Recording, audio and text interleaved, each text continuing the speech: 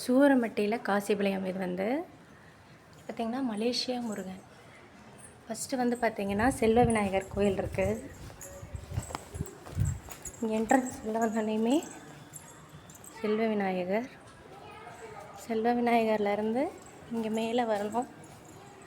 மேலே ஏறும்போது பார்த்திங்க அப்படின்னா மலை ஏறுற மாதிரி கொஞ்சம் சிம்பிளாக. அதில் பார்த்திங்கன்னா கீழெல்லாம்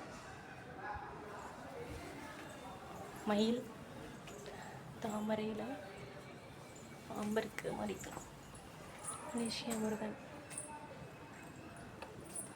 இதில் ஸ்டெப் இப்படி ஏறுறது.